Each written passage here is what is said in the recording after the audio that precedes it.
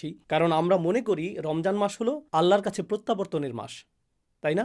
আর রমজানের 2/3 চলে গিয়েছে। এখন আপনাদের অনেকেই ভাবছেন, হায়, রমজানে তো আমি কিছুই করিনি।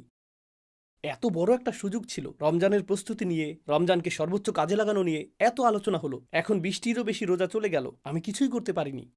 আমি এমনকি নামাজও কাজা করেছি। আমি আমার খারাপ অভ্যাসগুলো ছাড়তে পারিনি।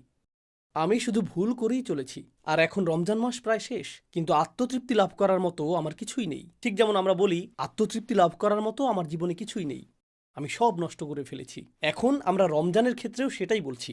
রমজান হলো 1 মাসে আমাদের জীবনের সারসংক্ষেপ।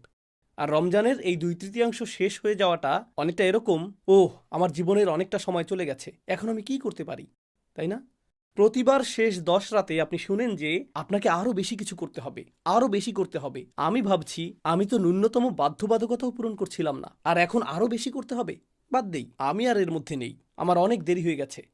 এটা ভালো মানুষদের জন্য। এই শেষ 10 দিন এবং এই সমস্ত প্রণোদনা, এগুলো ভালো মানুষদের জন্য। আমি তো এই দলেই পড়ি না। প্রথমত, আল্লাহর রহমতের উপর আশা হারাবেন না। আল্লাহ ক্ষমাশীল। বলবেন না, ওহ, রমজানের প্রথম 20 দিনে আমি কতই না খারাপ কাজ করেছি, হঠাৎ করেই আল্লাহ কেন এটা মেনে নেবেন যে আমি শেষ 10 রাতে ভালো হয়ে গেলাম?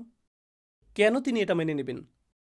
এটা ঠিক যেন আমাদের জীবনের শেষে অবস্থা। আমরা যদি জীবনের বেশিরভাগ অংশ পাপে কাটিয়েও থাকি, আল্লাহ তবুও আমাদের সব কিছু পরিবর্তন করার, ফিরে আসার একটি সুযোগ দিচ্ছেন। তারপর তিনি বলেছেন, যখন আপনি অন্তর দিয়ে আল্লাহর দিকে ফিরে আসেন, একেই বলা হয় ইনাবাহ। অন্তর থেকে আপনার প্রভুর কাছে ফিরে আসুন। এটা গুরুত্বপূর্ণ, তার কারণ এর মানে আপনি বাকি সবার কথা শোনা বন্ধ করুন।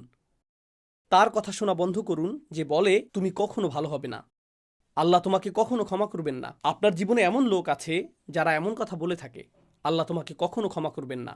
এমন মানুষ আছে যাদেরকে আপনি দেখেন এবং বলেন, আরে, ওই ব্যক্তি আল্লাহর কতই না নিকটবর্তী, আর আমি যখন নিজেকে তার সাথে তুলনা করি, নিজেকে খারাপ মানুষ মনে হয়, কারণ উনি আসলে একজন ভালো মানুষ। তার সাথে আমার তুলনা হয় না, তার সাথে আমার তুলনা হয় না, তাই না? তো তারা আপনাকে ছোট না করলেও আপনি তাদের সব ভালো কাজ করতে দেখেন আর নিজের দিকে তাকিয়ে বলেন, এসব করে লাভ কি? আমি কখনোই ওই ব্যক্তির পর্যায়ে পৌঁছতে পারবো না।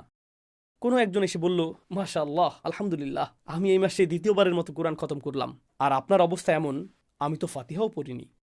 কিন্তু আপনি তা আর বলেন না। আপনি এমন যে আমি কখনোই এই মানুষগুলোর নাগাল পাবো না, এই লোকেরাই জান্নাতে যাবে। আমি তো মনে হচ্ছে রাস্তার অন্য পাশে রয়েছি, বিপরীত দিকে এগিয়ে যাচ্ছি, তাই না? না, আল্লাহ বলছেন, তোমার রবের কাছে ফিরে এসো, অন্য মানুষের দিকে তাকিও না। শুধু তুমি তোমার হৃদয়কে শুধু তোমার রবের দিকে ফিরাতে হবে, আর অন্য সবার প্রতি মনোযোগ দেওয়া বন্ধ করো। এটা কোনো প্রতিযোগিতা নয়,